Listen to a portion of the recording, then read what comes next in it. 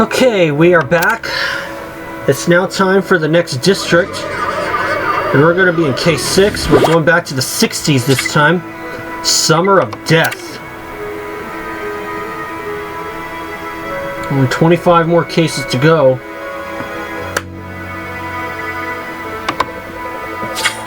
Matthew, who'd have guessed we'd get stuck in the ancient world for so long?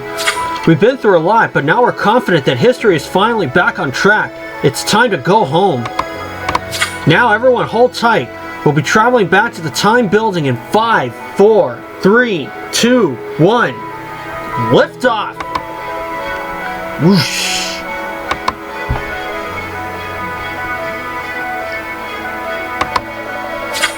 Matthew, this doesn't look like the time building. Everything looks weird, like we're at some kind of retro music concert. That's because we are. According to the Time Machine's computer, we've landed in 1969, right in the middle of the Woodstock Festival. What? You mean we're still not home? We've ended up in the 1960s instead of 2029? Yes, I don't understand how this could have happened. Kai only just fixed the machine after it broke. What could have gone wrong this time? We landed at the defining music festival of a generation, if not all time. If that's wrong, I don't want to be right. 3 days of peace, love, and awesome bands. It's a dream come true. Please, can we go check it out? Well, I guess we're stuck here until Kai figures out what's wrong with the time machine. So you may as well make the best of it. Make sure to put some local police uniforms on before you visit the festival, though. Hopefully they'll keep you out of trouble. I'm looking at you, Zara.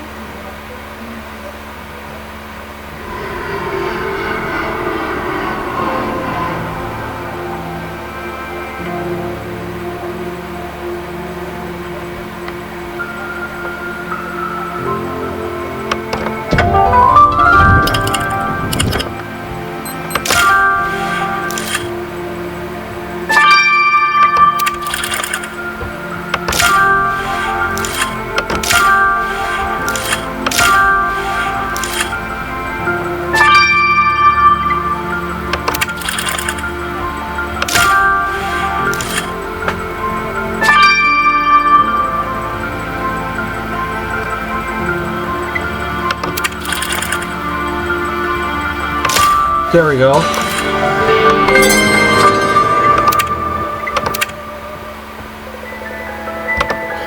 Matthew, how awesome would it be to see the Y perform live at Woodstock? We might freak out some hippies with our police uniforms, but... Wait, that guy over there, he's dead! Judging by that wound, he smacked his head against that van, and with quite some force.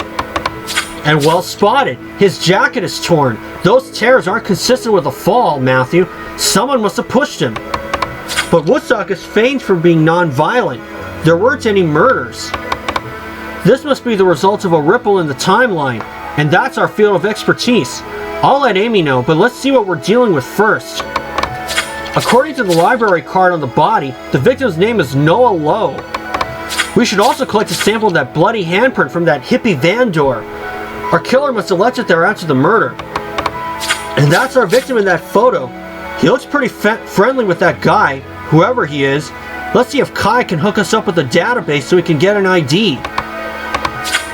Matthew, the 60s were a time of massive upheaval in the US, and we're going to experience one of the most pivotal moments firsthand. Let's do this.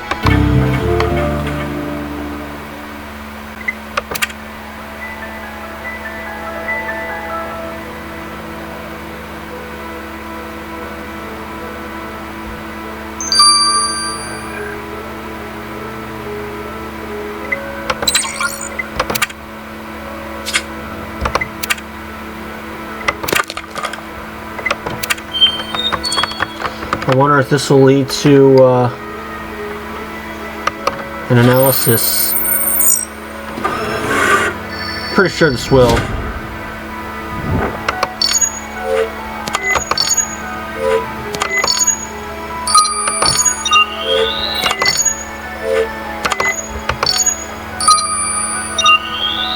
Alright. Let's get that blood you collected from the van door to Theo, Matthew. He'll know if it's our victims.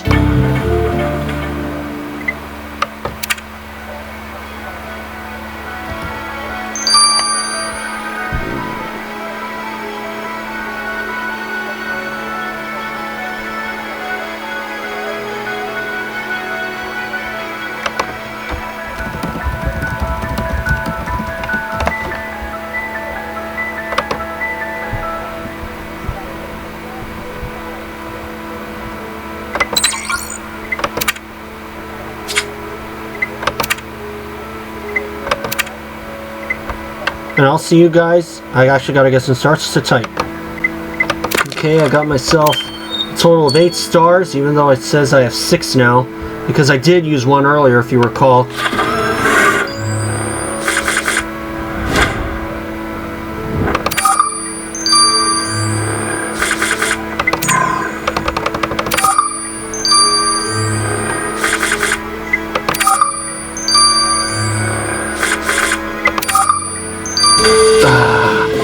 James Henderson. Matthew, I wish I had news about the time machine, but I still don't know what went wrong. I did manage to connect you to the local police database, though. You'll have access to everything that was on record in 1969. Nice one, Matthew. Nice one. Matthew, it seems that the guy in the photo with our victim is James Henderson. According to the database, he's a poet from New York City. Since we're clueless as to how our victim ended up dead at an event which was historically non-violent, maybe Mr. Henderson can help us. Let's talk to him.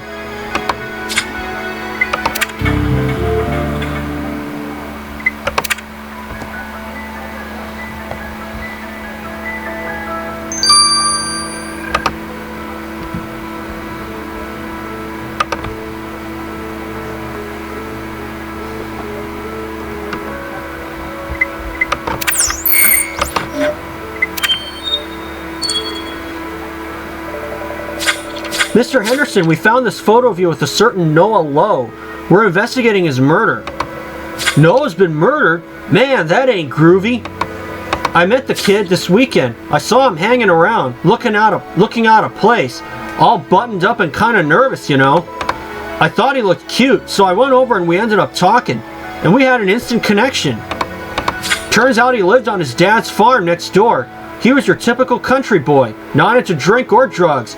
He'd never even been to a music festival before. He'd never been with a guy before either. I showed him a whole new world. And Noah was loving it. We spent hours putting the world to rights and talking about what we do when he came to visit NYC. Thank you for your time, Mr. Henderson. Matthew, if Noah lived next door, his home should be our next stop.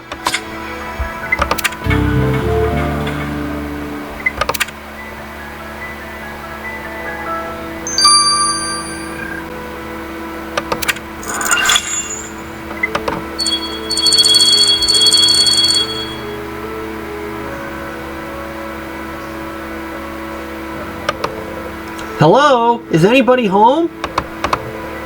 There's nobody here, Matthew. Our victim's dad must be out. Since we're here, let's take a look at Noah's bedroom, Matthew. Hopefully we'll find a clue as to his dad's whereabouts.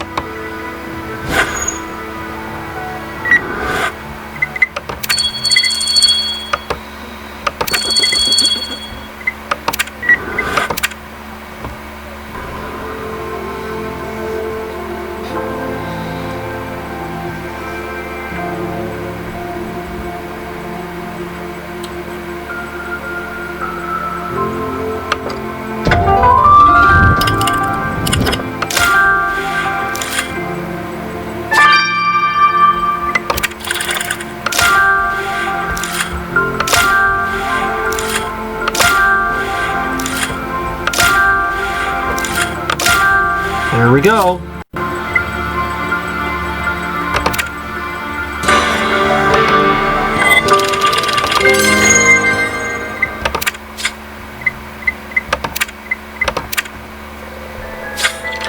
Matthew, how awesome is it that we're stuck in Woodstock of all places? Sure, it's weird that there's a murder which didn't happen in the original timeline, but I bet there's a simple explanation. Anyway, is it just me or does our victim's bedroom look like my grandma's curtains threw up everywhere? Sorry, I'm focused. If you think that broken magnet might be a clue, let's stick it back together. And I knew you'd want to look through the trash. Don't wait for me, dig in.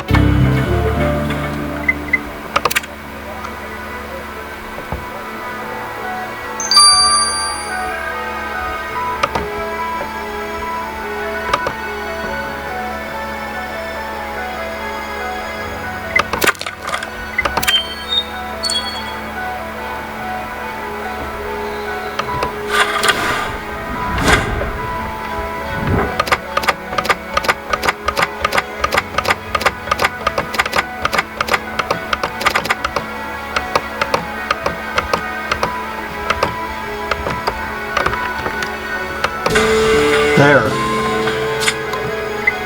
Army recruitment pamphlet. What's that flyer you found in the trash, Matthew? It looks like an army recruitment pamphlet. It says, "Festival goers, this could be you. Don't wait. Join the army today." So the army sent a recruitment officer to Woodstock. Talk about misjudging your audience. The officer's name is impossible to read. Can you decipher it, Matthew?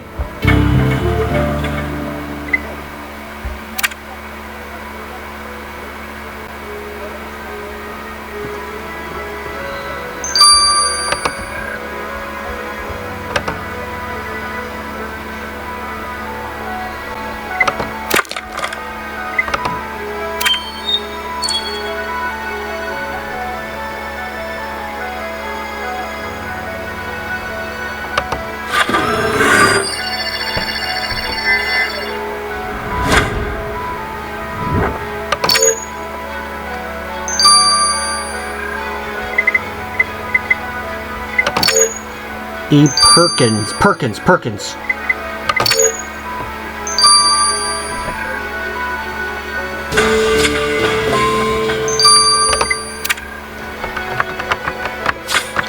So the name on this army recruitment pamphlet is Major Perkins.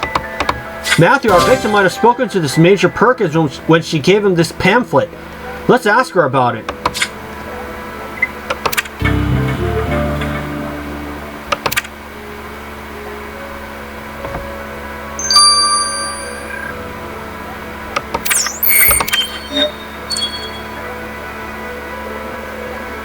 Are you looking for a career change, officers?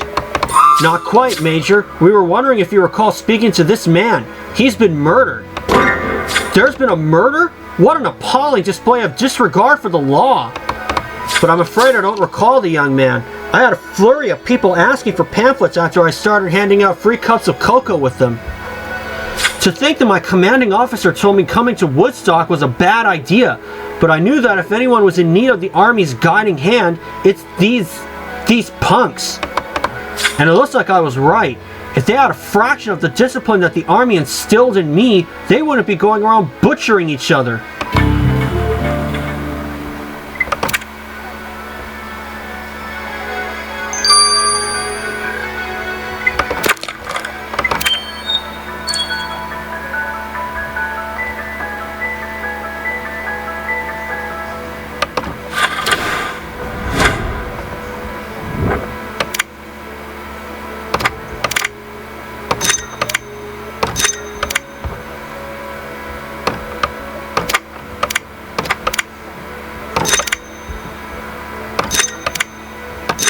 There we go.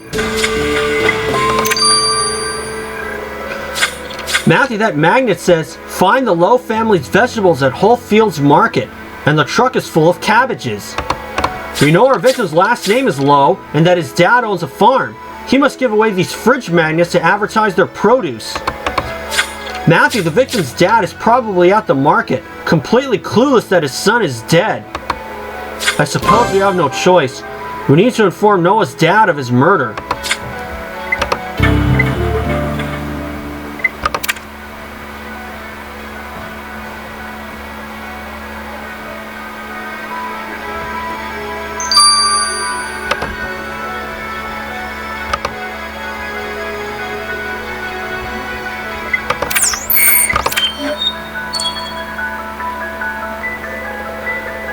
Come and get your cabbages and potatoes, all from the Lowe family farm.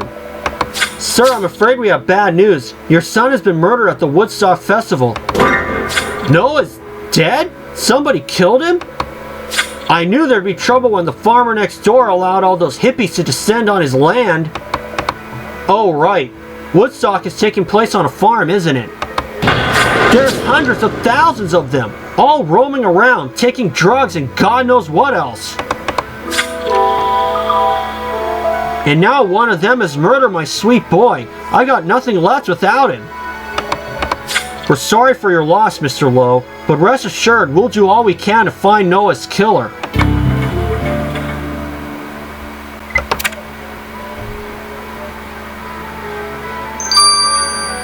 I'll have all stars collected. I'll see you all for when these two are done. Okay, we have returned, and let's get the results of the victim's body. Matthew, I know I should be worried that the time machine is broken, but I'm delighted to be back at Woodstock. I was so excited that I nearly burned the muffins I was baking in the cremation chamber. Would you like one? No thanks. And what do you mean back in Woodstock? I was at the original Woodstock. I was way young, but I hitchhiked across 5 states to get here. I can't remember much, but I do know nobody died of blunt force head trauma, so the timeline must be out of whack. Judging by the extent of the victim's injuries and the tears in his jacket, your killer must have thrown him at the van with their full body weight. And I found something on the body where the killer grabbed him. Traces of granola. Not many people know this, but there was a food shortage at Woodstock until someone came up with the idea of handing out granola to the starving attendees. But there was none in your victim's stomach, so the granola definitely came from your killer. So our killer has an appetite for granola as well as murder. Matthew will make sure they don't get their fill.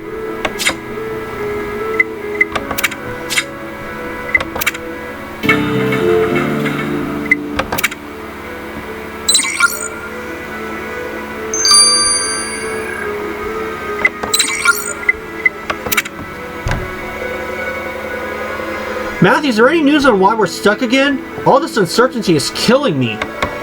Don't worry, Theo. I'm sure Kyle will have us out of here in no time. Anyway, what can you tell us about that blood Matthew collected from the van door? Was it our victim's? It was a match for your victim, yes, but I found traces of something mixed in with the blood guitar wax. With the blood. Guitar wax. Your killer must have had the guitar wax on their hands when they body slammed the victim into the van. Which means they played the guitar. Our killer plays the guitar, eh? Their confession will be music to my ears, Matthew.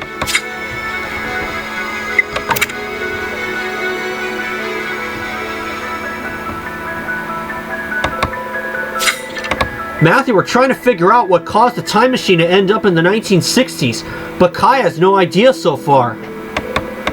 And what's this I hear about a time divergence? Is this another problem? The divergence seems minor. Woodstock taking place shows that the main elements of history are intact. And solving Noah Lowe's murder should help us understand what caused the timeline ripple.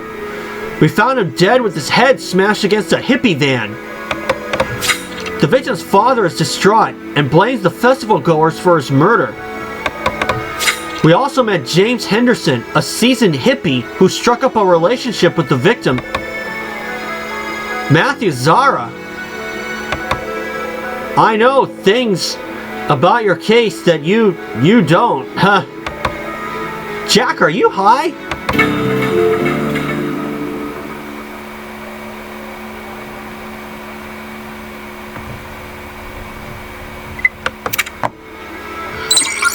We're gonna have to find out what the hell Jack just got himself into in Chapter 2.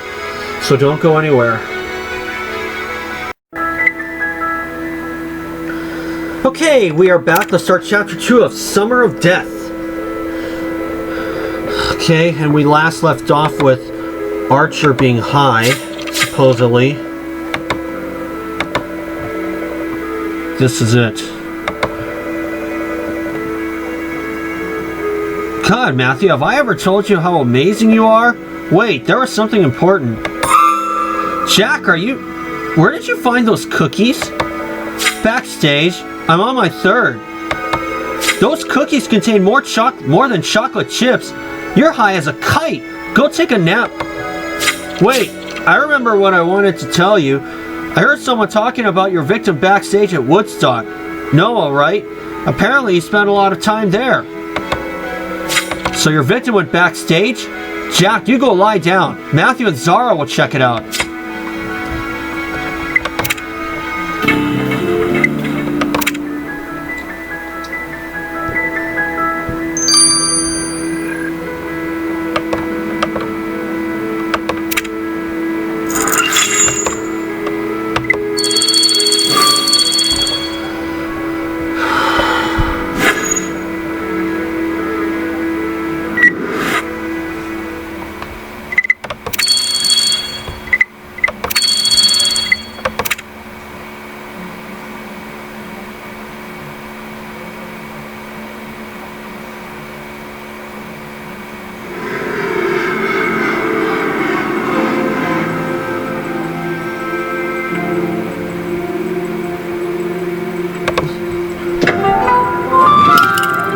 Alright, let's see. Vinyl. Spray can.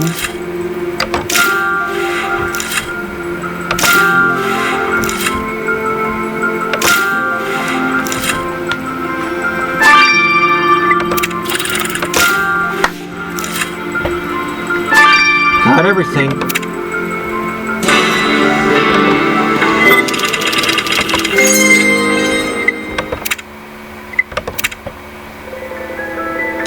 Matthew, this is where the artists hang out before their performance. What a shame there's nobody to ask for an autograph. Anyway, did you find anything related to our victim? Jack might have been intoxicated, but he was right. Noah clearly spent time here. His name is on that friendship bracelet. Perhaps collecting a sample of that substance on the bracelet will tell us who gifted it to him. And someone scrawled a message to Noah on the cigarette pack. Can you recover the faded writing, Matthew?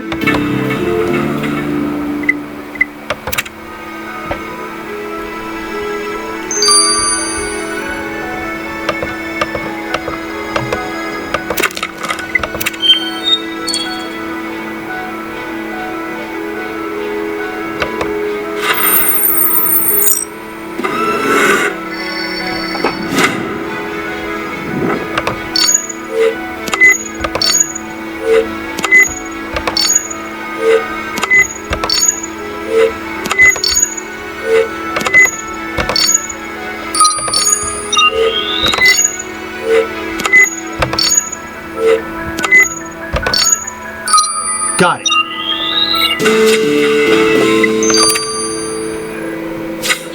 Let's get that substance you collected from the victim's friendship bracelet to Theo, Matthew.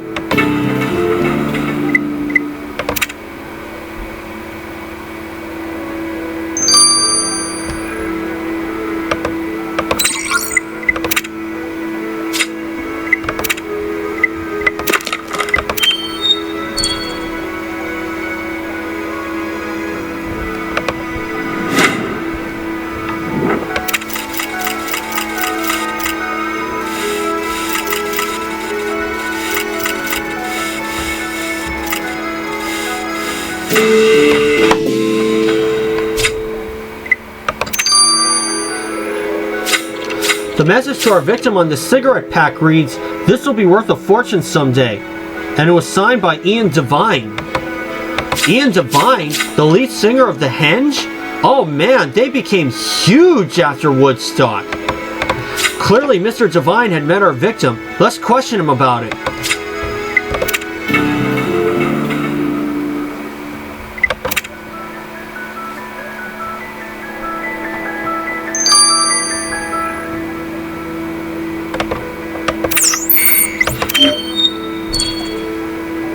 Alright. Mr. Devine, it's an honor to meet such an amazing musician. Oh, you're talking to me? Well, thanks. We're just starting out, but I know we're gonna hit the big time. I don't doubt it. Anyway, we wanted to ask you about the cigarette pack you signed. Do you remember the guy you gave it to? He's been murdered. Someone killed Noah? Mate, that ain't what Woodstock's all about. I didn't know Noah well, but he seemed like a nice guy. Woodstock clearly wasn't his usual scene, but people took an instant liking to him. Anyway, I'm afraid we're about to go on stage and I still need to tune my guitar. It's bad enough that we've been given the graveyard slot. We can't be late for our own gig. See ya.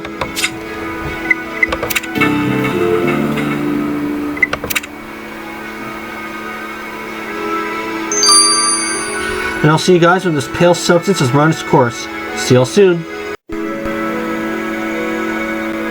Okay, we have returned. Let's get the results of the pale substance. Did you manage to identify that substance Matthew collected from the victim's friendship bracelet, Theo? Yes, the substance was sweat, and you'd better buckle up because you're never going to believe this. The DNA belonged to Janice. Wait, what? Our Janice gave a friendship bracelet to a guy who was dead before we even got here? No, I didn't. But my 13-year-old self might have when I came to Woodstock the first time. Right, you mentioned attending Woodstock, but you didn't recognize the victim during the autopsy. I'm afraid my teens are a bit of a blur, Matthew. I don't remember Noah at all. A lot happened that weekend. No matter, we can question your younger self about it. Matthew, I'm excited about this. Let's question young Janice. Just be careful, Matthew. Don't let slip anything to Janice's younger self that might throw off the time continuum.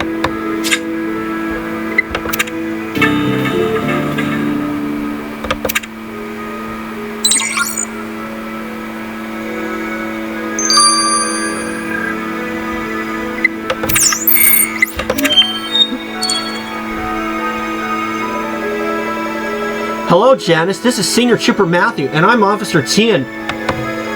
Stop right there. I know my rights. You can't search me without my consent. We actually just wanted to ask you how you knew Noah Lowe. He's been murdered. Noah's dead? I met him on the first day of the festival, while the Ungrateful Living were performing. I've been dying to see them, but I was too short to see above the crowd. So Noah offered to put me on his shoulders to give me a better view. It was far out. We hung out that afternoon and the day after, but that was it. Anyways, can I go now? No offense, but this is kind of a drag. Oh my gosh, Matthew. Janice was so young and so cute with all that anti-establishment stuff. I bet she'd freak if she knew she'd end up working for law enforcement. Anyway, if we want more leads, we should take another look at the scene of the crime. Let's go.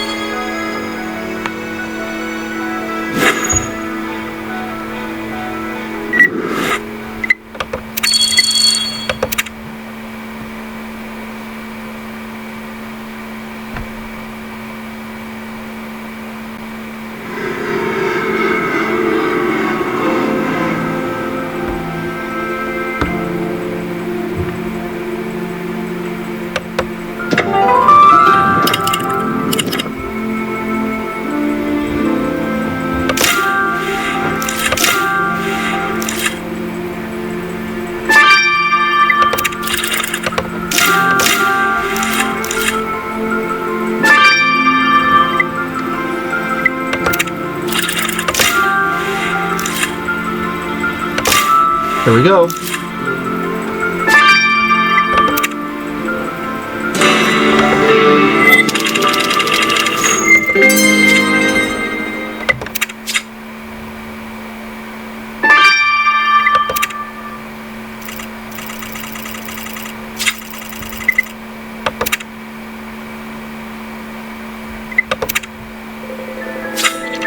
Look, Matthew, people have already created a flower memorial for Noah. You think someone could have left something among the flowers? We can take a look as long as we put them back nicely afterwards. And that suitcase is enormous. Who'd bring that much stuff to Woodstock? Let's open it up to find out. After that broken metal, I'll grab the glue so we can put it back together.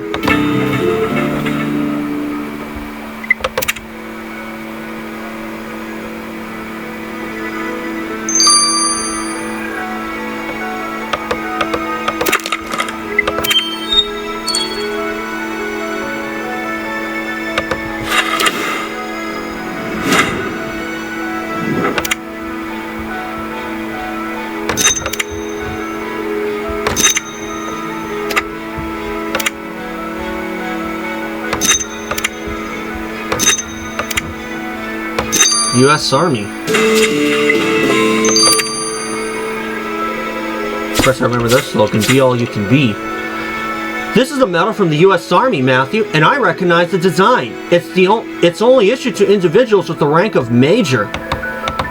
We've already crossed paths with Major Perkins, Matthew. Let's ask her how her medal ended up broken on our crime scene.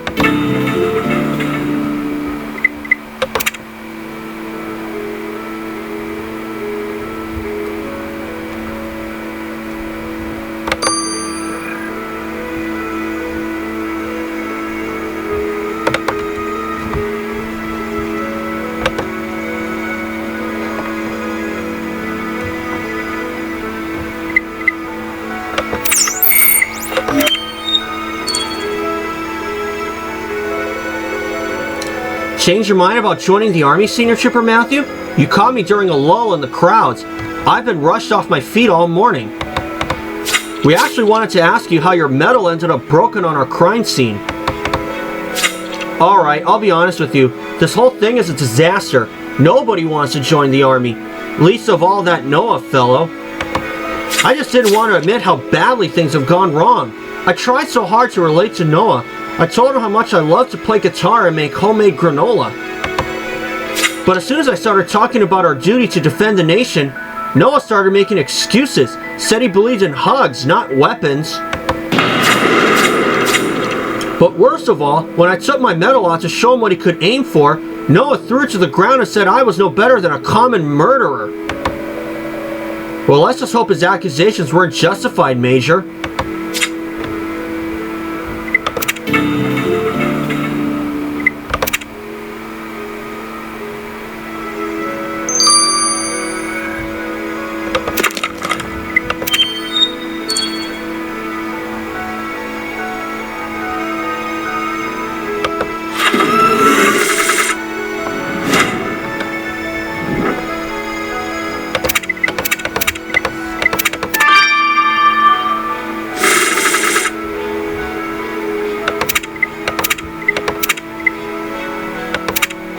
Just this time, for once, I really would prefer that they would just keep it in order instead of just having it all jumbled up.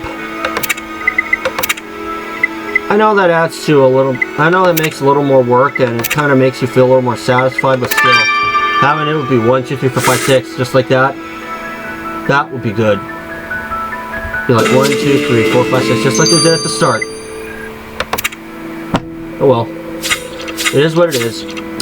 Matthew, this suitcase belongs to our victim. But he lived on the farm next door. Why would he pack all of his stuff like his teddy bear?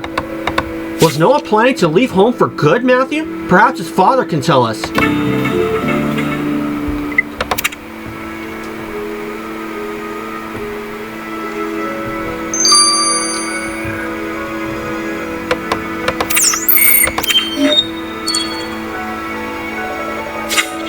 Care to explain why your son appears to have moved out of the family home, Mr. Lowe?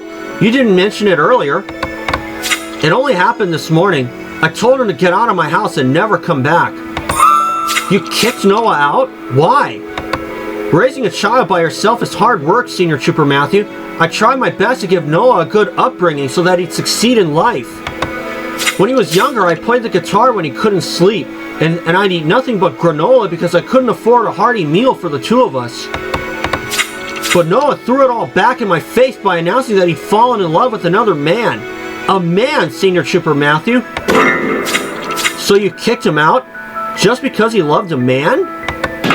It was unnatural. I did everything right, Senior Trooper Matthew. So how could he turn out like that? You should be ashamed of yourself, Mr. Lowe. Noah had the courage to confide in you and you threw him out. Let's just hope you didn't take it further.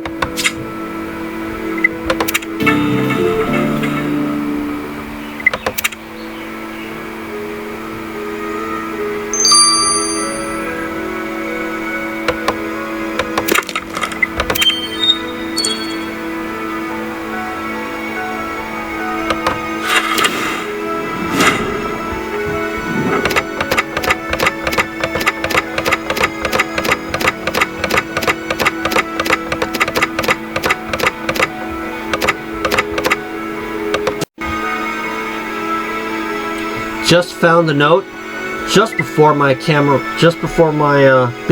stopped filming at 10 minutes. There was a note among those flowers, Matthew.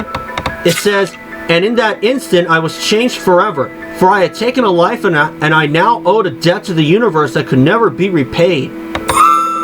Taken a life? Matthew, is this a reference to our murder? Could our killer have left it here because they're feeling guilty?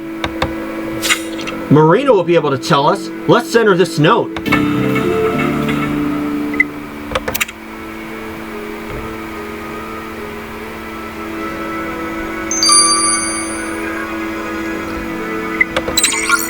$12. I'll see you all when this is done.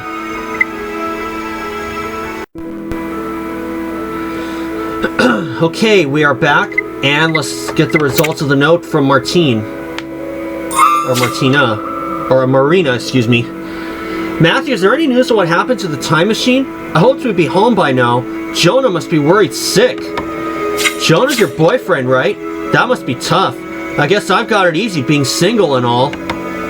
Anyway, what can you tell us about that note Matthew found among the memorial flowers?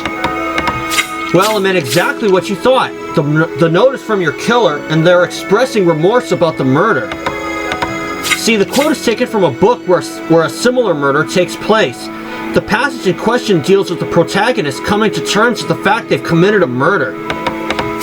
And your killer clearly followed in their footsteps. They made a split-second decision and killed someone. So our killer feels guilty about their actions. What's the name of this book? On the Highway by beatnik author Jackson Kerouac. It's a classic story about young people finding themselves.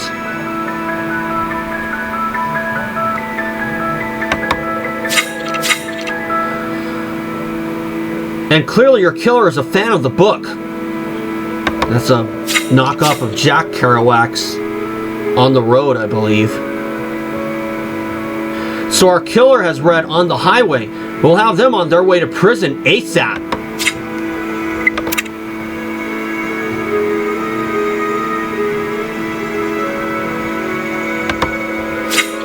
Matthew, I've got to say that I'm feeling kind of guilty. Everyone's so stressed about us getting stuck in time again, but I'm having a blast.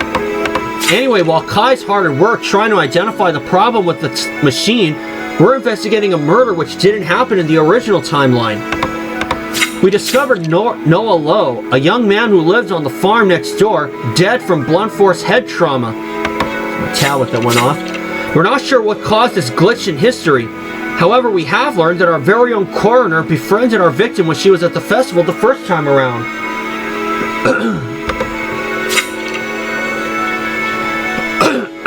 I still can't believe we got to talk to 13-year-old Janice, Matthew. It's crazy, even for Woodstock. We also encountered Army recruiter Major Perkins, who was angry with Noah for sticking to his pacifist leanings and breaking her medal. And we've met Noah's father, who kicked him out of the family home after he confessed to having feelings for a man. Guys, you've got to come quick. Some bloke is trashing the area backstage.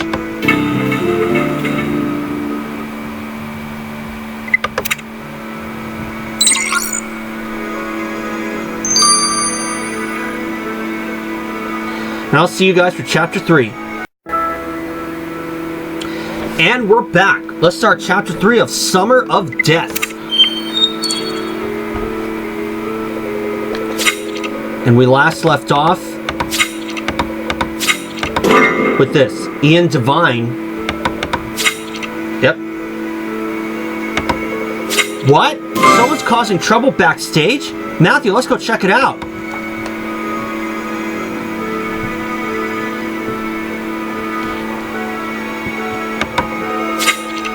You hippies will pay for what you did to my boy. Arr. Oh, and he broke the guitar. What's going on here? My boy is dead because of them. Everything was fine between us until these freaks showed up. And now I'll never see him again. I'll never be able to apologize for the things that I did. We understand your pain, Mr. Lowe, but destroying other people's property isn't going to solve anything. Let us take you back home, and I'm afraid we'll need to take another look around your son's room while we're there.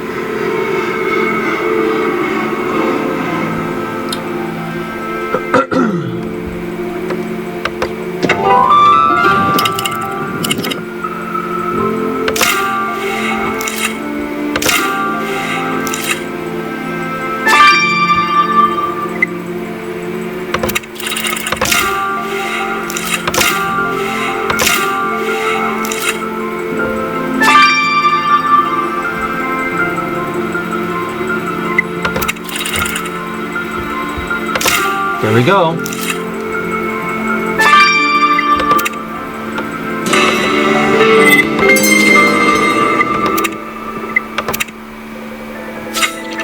Looks like somebody emptied that piggy bank, Matthew.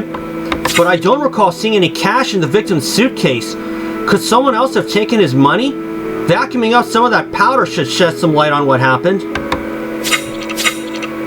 And I wonder if those bus tickets had something to do with Noah being kicked out by his dad. Can you recover the faded writing, Matthew? As for that metal tin, if you think a clue might be lurking inside, you'll have to crack that lock. Matthew, we're getting closer to discovering who killed Noah and what caused this glitch in history. We'll restore peace and love to Woodstock in no time.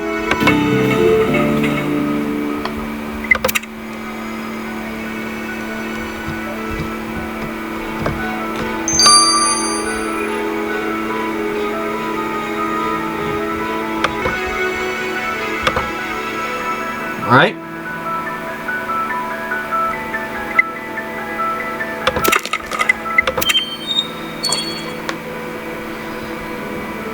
I'll be having a surprise waiting in store, considering what time it is in my area.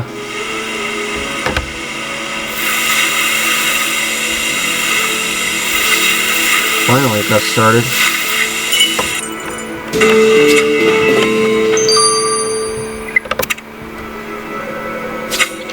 Let's put that powder you collected from Noah's piggy bank under the microscope, Matthew.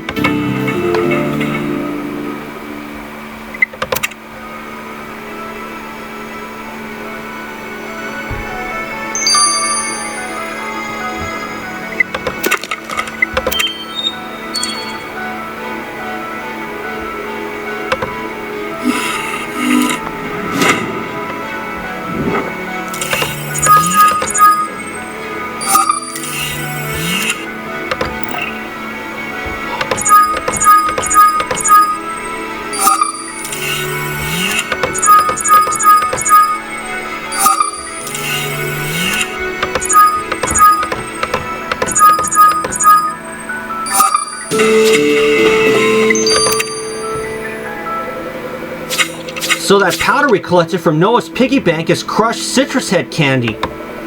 Did someone mention citrus head candy? I loved those when I was a teen. You mean the candy we found on Noah's piggy bank while trying to figure out who stole his money? Oh, I just landed my younger self in trouble, haven't I? But surely you don't think I stole from that guy, do you? I don't even remember him.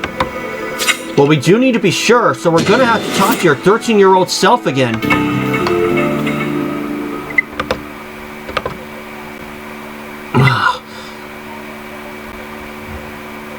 Wait.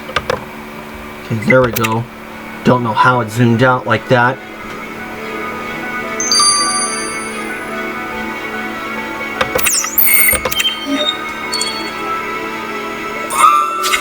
Janice, can you explain what you were doing with Noah's piggy bank? Okay, but please don't get mad. See, Noah invited me over to his place yesterday so I could freshen up. And while he was busy arguing with his dad, I helped myself to his loose change. So it was you who stole the money. I only did it because I'd run out of money for food. I spent it all on band merch. I've had nothing except granola for the past 2 days. But I'm not a thief. I felt horrible about it, so I confessed what I'd done and offered Noah my copy of On the Highway to try and make up for it. But Noah was so angry. He said he didn't want to talk to me anymore, and that he'd already read his dad's copy of On the Highway anyway. It was awful, Senior Chipper Matthew. Well, it sounds like you've learned your lesson, Janice. Try to stay out of trouble from now on, okay? Matthew, seeing younger Janice struggle with the consequences of her bad decisions reminds me of my own teenage years. I wouldn't relive them if you paid me. Now back to work. Well, she's clear. Well, Janice is clear for now.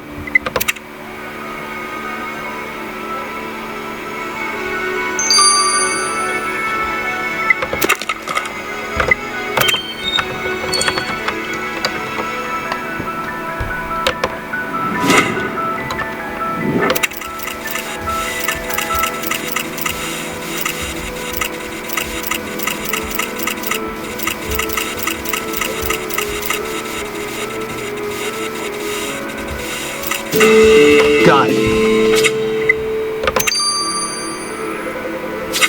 So these 2 bus tickets Noah had in his possession are to New York City, Matthew.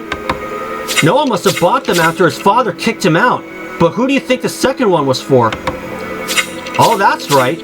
We know that the guy the victim hooked up with lives in New York City. Matthew, looks like Noah was planning a move to the big city. Let's ask Mr. Henderson what he knew about it.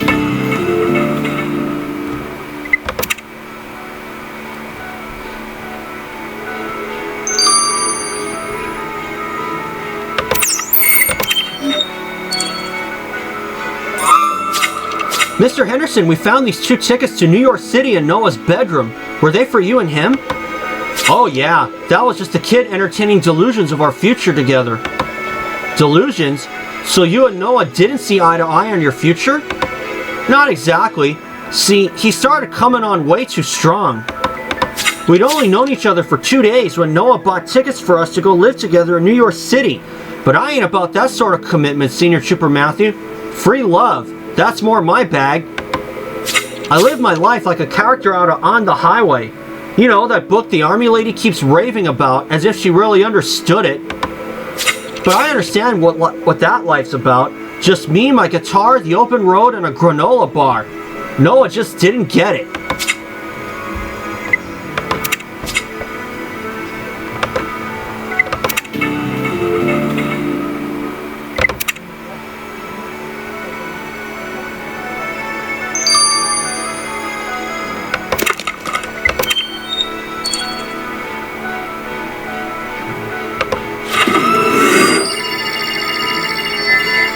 Let's see. I wasn't around, of course, when Woodstock Entertainment. I didn't come around until '88.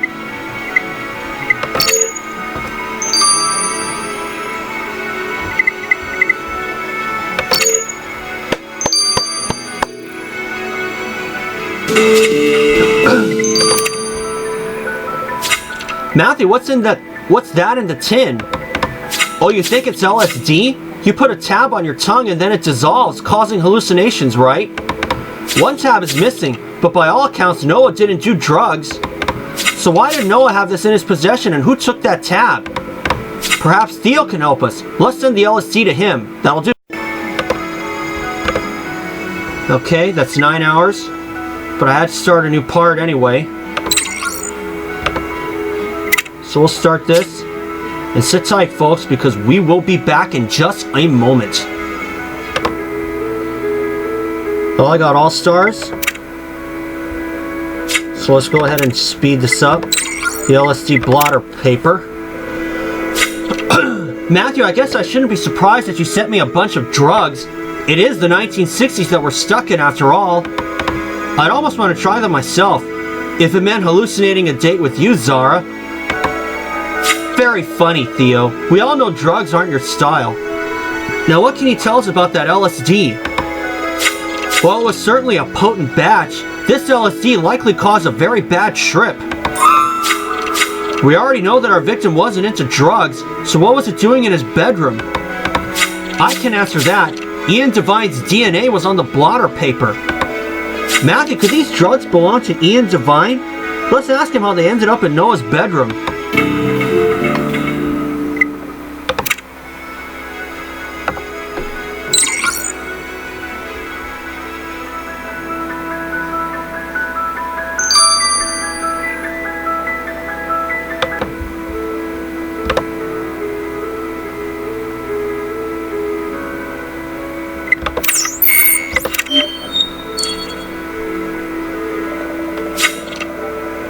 Mr. Devine, we're going to need you to explain how these drugs ended up in Noah's bedroom. We know you handled them. I can explain. See, dropping acid is no fun alone, so I try to convince Noah to do it with me. You try to push LSD onto an impressionable young man? You're lucky we're too busy investigating this murder to arrest you for peddling drugs. You don't understand how acid heightens your senses. How can you see colors you've never seen before and discover new depths to songs you've heard 100 times? Or how you can see colors. That wasn't enough to convince him to try it though, but he said he'd keep an eye on me while I did, to make sure nothing bad happened. But I had the worst trip. Before I knew it, I was being attacked by angry unicorns. I tried my best to fight them off, but it was terrifying, Senior Trooper Matthew. When I came around, I was in a field in the middle of nowhere, covered in scratches. But there was no sign of Noah or the drugs. That goody two-shoes had freaked out and run away instead of looking after me like he promised. And he took my stash! Probably to prevent you from being a danger to yourself and others, Mr. Devine. And if Senior Trooper Matthews discovers you killed Noah, you'll be going cold turkey in prison. Nothing to pin him against. Ah, Matthew, I can't say that I'm delighted we're stuck in time again, but I decided to use my time constructively. I've given Nebbit a new look, one which will be more suitable for when we finally make it back to 2029. Don't be shy, Nebbit. Let's see it. What do you think, Matthew? I never worn such fine attire. Perhaps it's too fine for someone of such humble origins. Don't put yourself down, you look great, but I'm afraid we can't sit around and talk style, because we still got a murder to solve. Matthew, we discovered that our victim went through a difficult time recently. Not only did his crush cut him loose after his dad kicked him out, but he was also robbed by the teenage version of our very own coroner. If we're to get to the bottom of this, we're going to need more clues, Matthew. We should take another look backstage. You're right.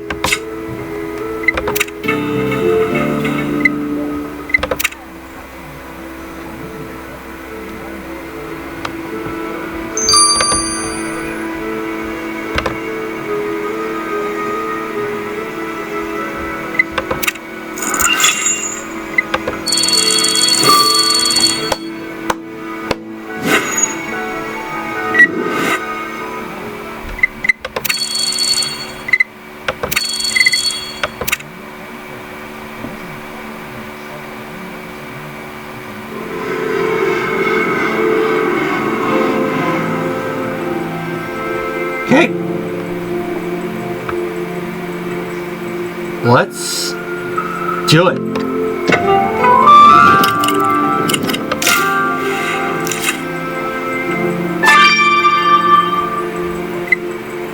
Torn fabric.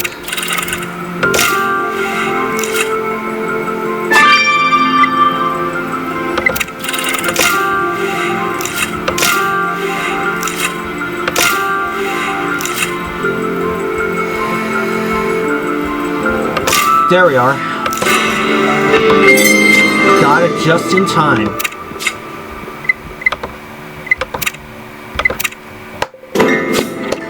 Matthew, those pieces of fabric are covered in blood. You're right. Our killer might have dropped that torn fabric here. We better put it back together to find out. And what's that you found, Matthew? A box of guitar picks? Right. We know that our killer plays the guitar. We need to search through those picks.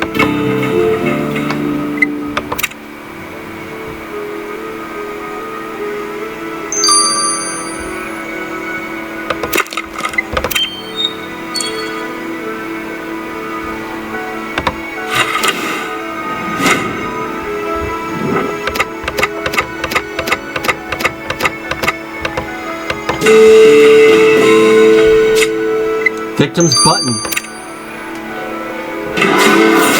Matthew, there's a button among those guitar picks. Oh, right. Noah's shirt was missing a button when we found his body. This must belong to him. And that means our killer must have dropped it here. We need to get this button to Theo, quick.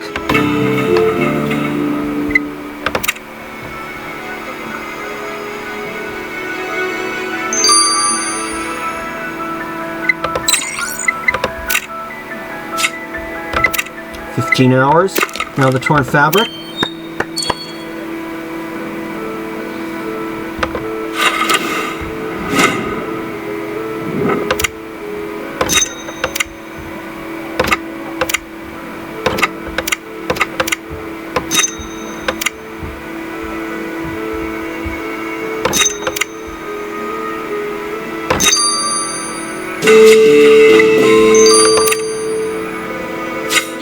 Matthew, we better get that bloody cloth to the lab at once.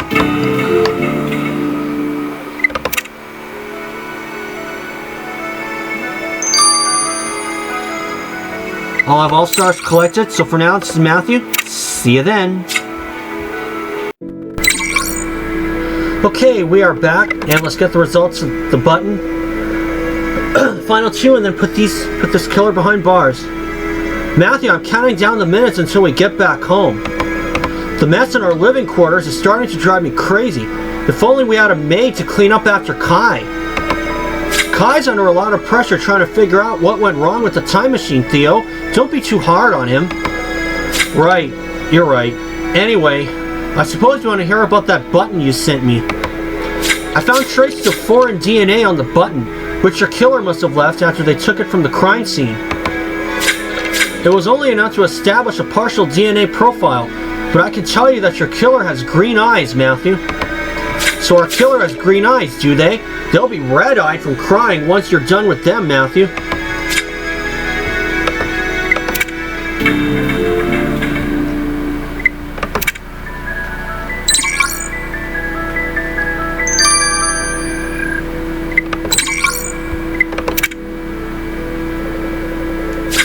So how did it go with younger me, Matthew? I hope I wasn't too much trouble.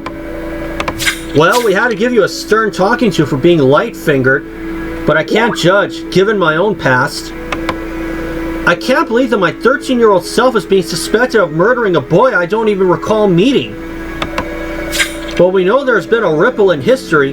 Nobody died at Woodstock in our timeline, so maybe you only met him in this itineration of 1969. Anyway, what have you got for us on that bloody cloth Matthew sent you? Was the blood Noah's? It certainly was, which means the only way for the cloth to have ended up backstage is if your killer left it there. And I found something mixed in with the blood.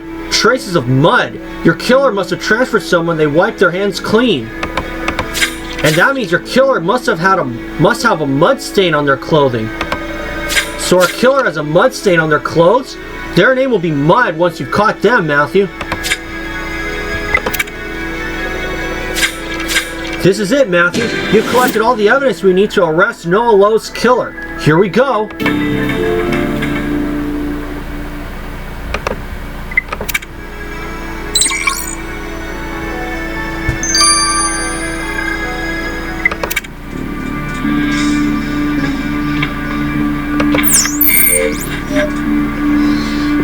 It's not James Henderson.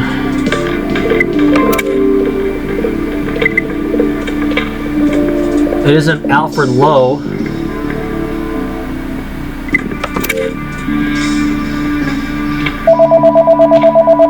A moment, folks.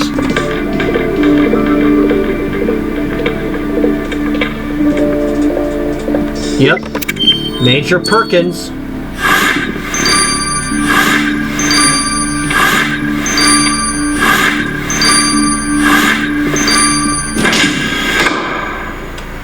I remain perfect. Major Perkins, you're under arrest for the murder of Noah Lowe. I'm here to recruit youngsters, Senior Trooper Matthew, not kill them. We know that you and Noah argued. He was a pacifist and you were trying to recruit him to your cause. Except it didn't work out as planned, did it? He wouldn't come around to your way of thinking, so you lunged at him, smashing him head first into that van. Then you fled the scene, but remorse got the better of you, so you came back and slipped that book quote into the memorial flowers. Did you feel guilty for killing him in a fit of rage? No, that's not how it happened. Alright, you got me. I killed him. But it's not what you think. I don't even know what happened. We were having a heated discussion about military intervention abroad when I heard gunshots, several in a row, like someone discharging an automatic rifle. It was exactly like being back in Nam. There was no time to think. I tackled Noah to the ground and we fell against the van. We lay there until it stopped, but something seemed wrong. There was no screaming, no people running for cover. And that's when I realized I was mistaken. It wasn't gunfire at all, just a car backfiring. I pushed myself up off the ground and went to give Noah a hand up. But he was dead. His skull was cracked from where he hit the van. I pushed him too hard. So Noah's death was a terrible accident. But why didn't you inform the police? Because I think I'm losing my marbles, Senior Trooper Matthew. Things haven't been right since I got back from my last tour. I don't know what's happening to me. Major, I'm afraid we have no choice but to hand you over to the Army for Noah's murder. A military tribunal will try you for your crime.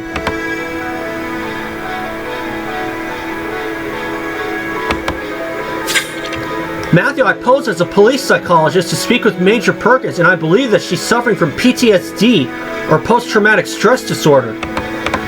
I believe her when she says she didn't mean to kill Noah. A flashback of a traumatic experience made her genuinely believe that she was back on the battlefield and had to protect him. Right, that's what they used to call shell shock back in World War I. Exactly. PTSD wasn't yet recognized as a condition in the 60s, so Major Perkins would have had no idea what was going on or how to get help.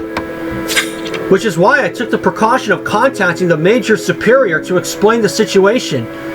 Luckily, he was very understanding. He promised that the Army will rehabilitate her when she serves her custodial sentence.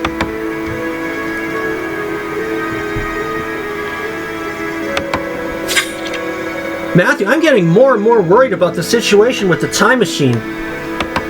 Kai's been hard at work all day and he's no closer to figuring out how we ended up in 1969 instead of the present. Please tell me you've at least figured out what caused the time divergence which resulted in that Army officer killing that young man. I'm afraid not. As far as we can tell, nothing is out of the ordinary. Then our work here isn't done, Matthew. We can't stop investigating until we figure out what caused the ripple in the timeline.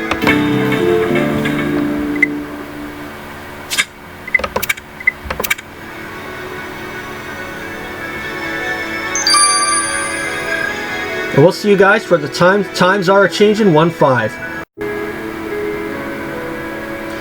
And we're back. Let's start times are changing 1-5. Matthew, Kai tells me he's no closer to identifying whatever caused our time machine to land in 1969 instead of 2029. And you've handed over Major Perkins to the U.S. Army for the murder of Noah Lowe. Yet we know that the murder never happened in the original timeline, and we're no closer to figuring out what caused the divergence in history. Matthew, there you are. I must speak with you at once. You're not the only one who needs to speak to Senior Trooper Matthew. Groovy outfit, by the way. I guess there's no rest for the wicked, eh, Matthew? We can talk to Nebbit and you and Jack to see what young Janice wants.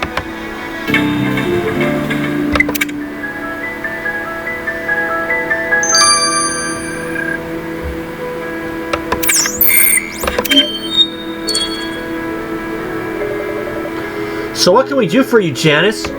Senior Trooper Matthew, I just wanted to say thanks for being so chill earlier. You could have totally freaked about me taking Noah's money, and you didn't.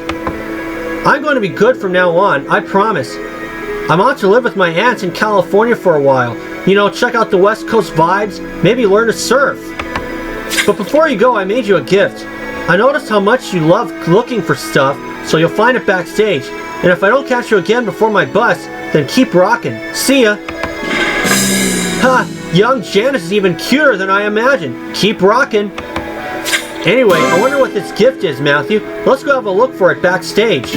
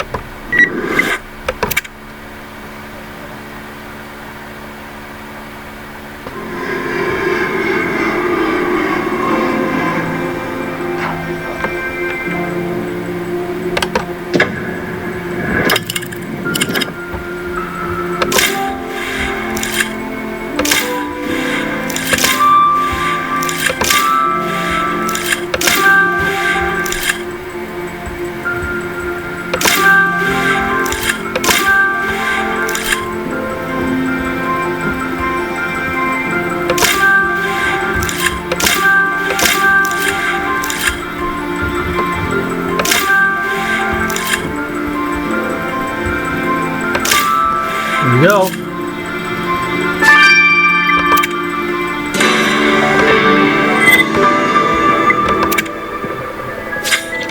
Do you think this tin might contain whatever young Janice made for us, Matthew?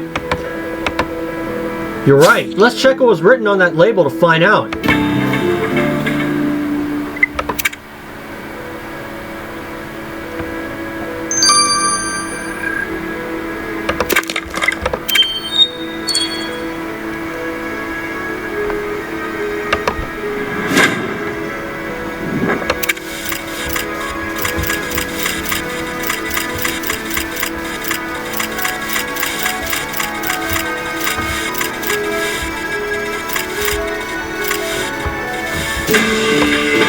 Janice's Muffins. The label on this tin says Janice's Muffins. This must be the gift young Janice mentioned. Let's take a look inside. Yum, these muffins do look delicious. But I refuse to be burned by baked goods twice in one day. I wouldn't put it past young Janice to have added a special ingredient. I say we better get our Janice to check these muffins for drugs.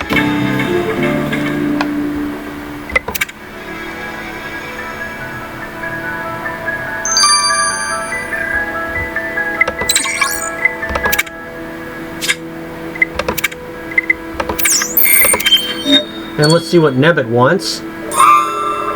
What is it, Nebbit? It must be urgent if you chased us down in your uniform. I think I've just seen a man examining our time machine.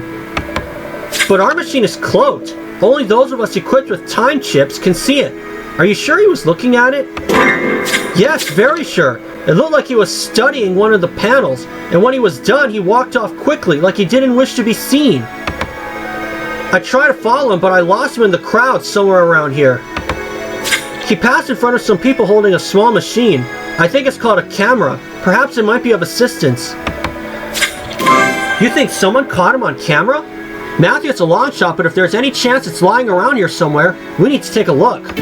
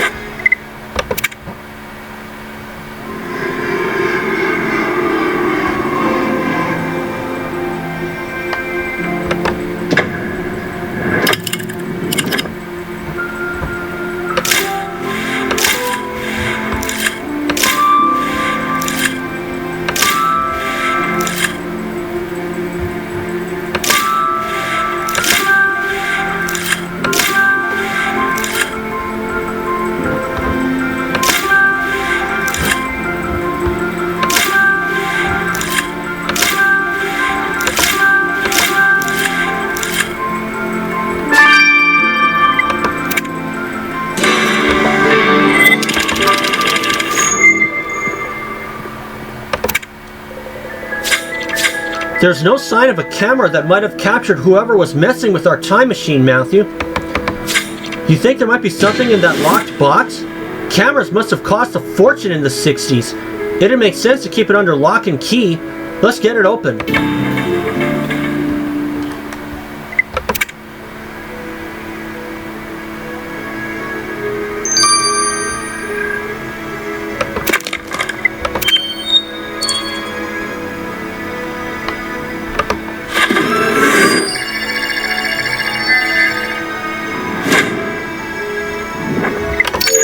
Okay, CAD and BL.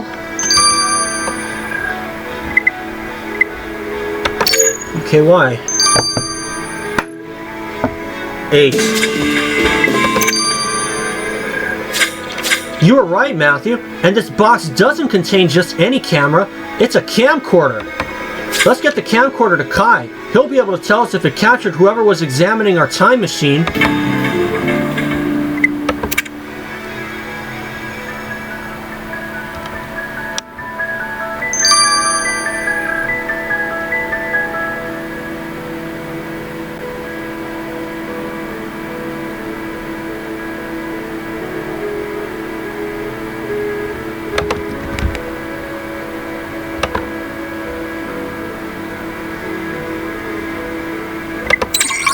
Okay, 9 hours. I'll see you guys when these are done. So for now, this is Matthew. See you then. Okay, we are back. Let's get the results of Janice's muffins. So are those muffins safe to eat, Janice? Oh yes, perfectly safe. But they're also packed to the brim with cannabis, if that's what you're asking. Why does it not surprise me that your 13-year-old self thought it a good idea to give cannabis-laced muffins to cops? Good thing for her that she's probably already on her way to your aunt's place in California, else... Wait, young me told you that she was going to stay with an aunt in California? But that's exactly what I told people when I was planning to run away. You ran away from home?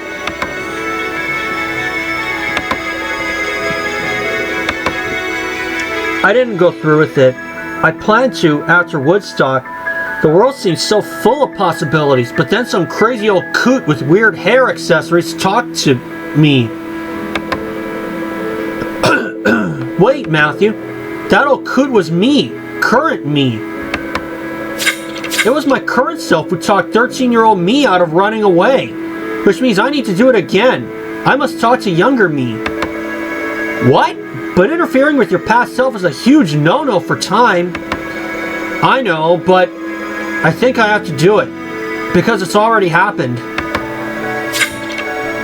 Fine, but Matthew and I are coming too.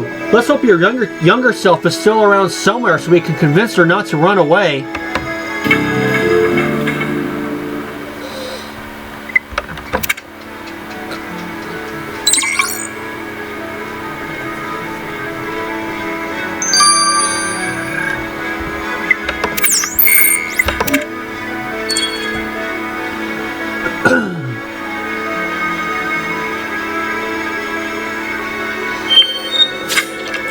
Oh, hey again, Senior Chipper Matthew. Did you try the muffins I made you? Goodness, I'd forgotten that haircut. Anyways, forget the muffins, kid. We're here to tell you that you can't run away to California. Who the heck are you, lady? You don't look like no cop. That's not important. What is important is that I know things are difficult at home and that you think your parents are disappointed in you for trying drugs or skipping school. But the reality is that they're just worried about you, Janice. Running away will break their hearts. Whoa, are you some kind of psychic or something? Anyway, suppose you're right. I can't show my face back home. I lost my ring while I was at Noah's place. It was a family heirloom and my dad will be furious. Then I have good news. A lost ring is no match for Senior Trooper Matthew. Why don't you guys have a chat over lunch while we search Noah's house?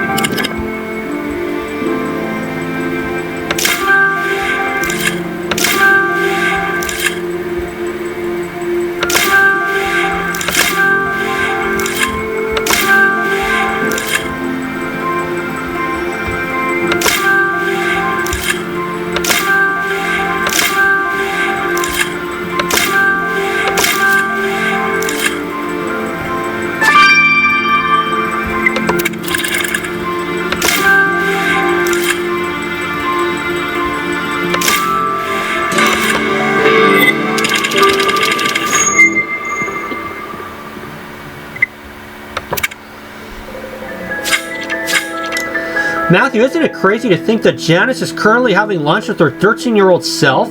Working for time sure is wild sometimes. If I could talk to my teenage self, I'd definitely tell me to start moisturizing before I hit 30.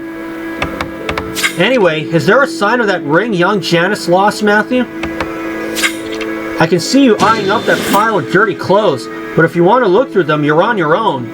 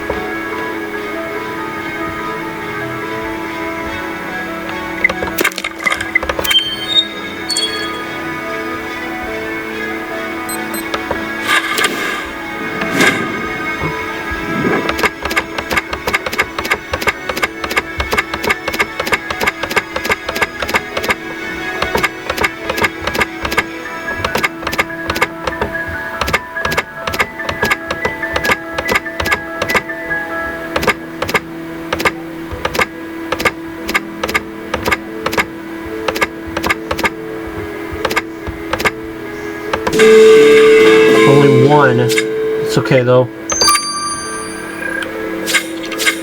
Well, I'd wager this ring you found under those dirty clothes is the one young Janice lost, Matthew. Once we return the ring, she'll be able to go home. Let's go see young Janice.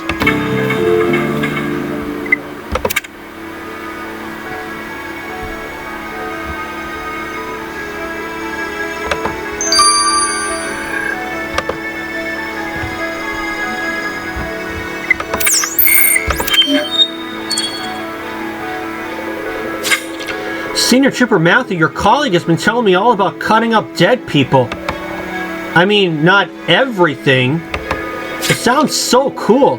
I'm totally going to be a Cora whatever when I grow up. My parents are going to freak when I tell them I'm going to med school. Speaking of parents, we found your ring, so you can go home without worrying about telling your dad you lost it. Groovy. Well, guess it's time for me to split. But thanks for everything, Senior Trooper Matthew. Maybe we'll see each other again one day. See ya. Peace out, kiddo. What, Matthew? I was just trying to fit in. You should do the same. Here, take this.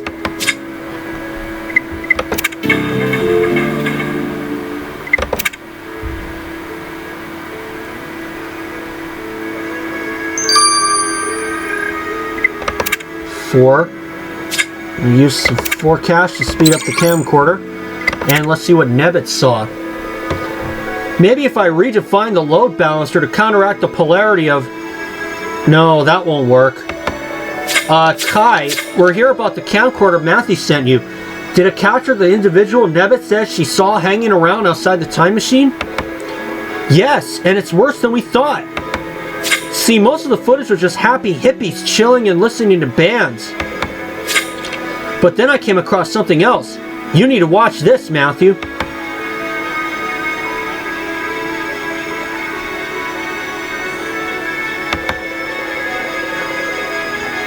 This job is done. The job is done, boss.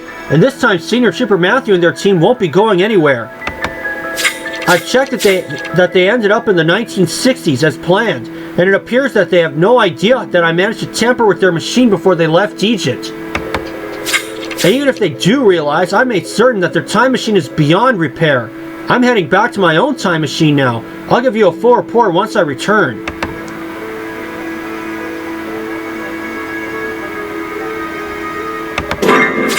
Matthew, I can't believe that somebody sabotaged our time machine. A rogue time traveler has been trying to strand us in time, and he succeeded. It all makes sense now. Why the temporal cord didn't connect to the trifusion plug despite the nanowave modifications that I did. It's because somebody incapacitated our time machine back in Egypt, then followed us here to make sure we were truly stuck. And he must have sabotaged us the first time the machine malfunctioned too, back when we landed in ancient Gaul. But who is he, and why would he want to strand us here? I don't know, but one thing is sure. He was reporting back to someone else, so he's not working alone. Matthew, this is above our pay grade. We need to inform Amy.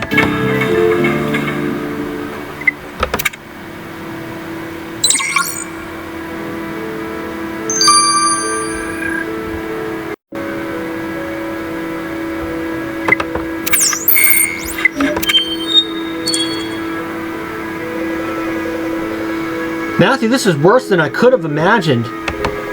We thought it was just bad luck that the time machine kept breaking down, but it turns out we were being sabotaged. We don't have an ID on the culprit, nor any idea who he's working for. And it's not like we can track the saboteur down since he escaped in his own functional time machine. Let's stay cool, Zara. It's like Chief Scott used to say, when the going gets tough, there's only 2 ways to skin a cat. This is now a code red situation, Matthew. I'll consult Time's emergency protocols for when a team is intentionally stranded in time.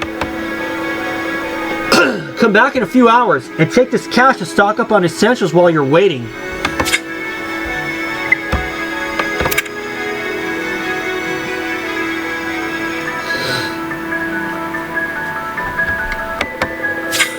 Matthew, I'd hoped we'd be able to enjoy the festival after we landed at Woodstock by accident.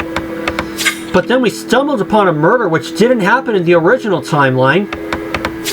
Looking back, it's clear that the ripple in history was caused by the presence of an illegal time traveler. A time traveler who's been trying to strand us in time, and now he's succeeded. We have no idea who he is or, more importantly, who he's working for. Somebody has got it in for us, but why? And I still don't know how he managed to fry the time machine's temporal navigational shaft. I'm at my wit's end, Matthew. I tried everything to fix it and nothing works. Don't worry, Kai. I've consulted the protocol in case of time marooning, and I know what we need to do. We need to leave a message in a safe place for Time to find in the present. And where are we supposed to leave a message to be found 60 years from now? In the city where Time headquarters will proudly stand a few years from now. Team, we're going to New York.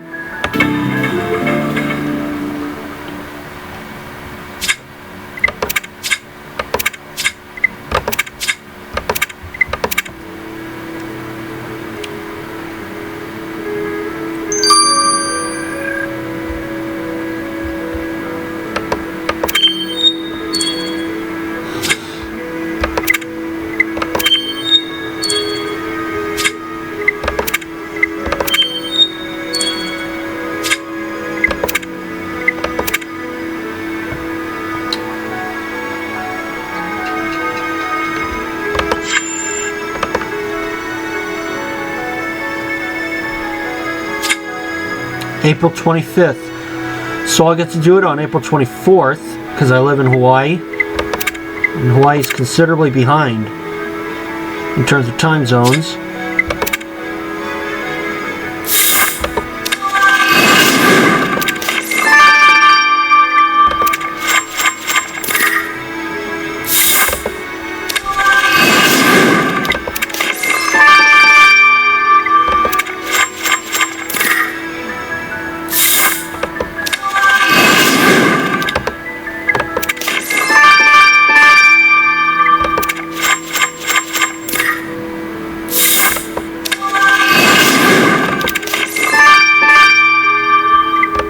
Two new ones.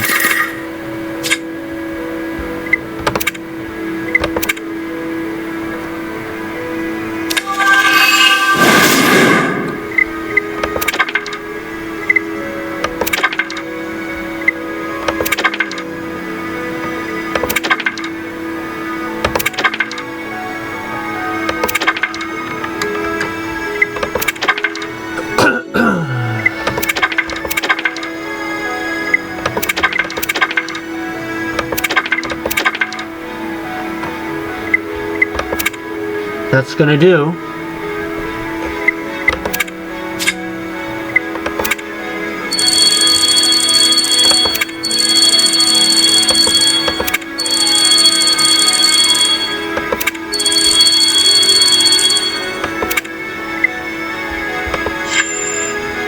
So I'll see you guys on April 25th. So for now, this is Matthew. Thank you for watching.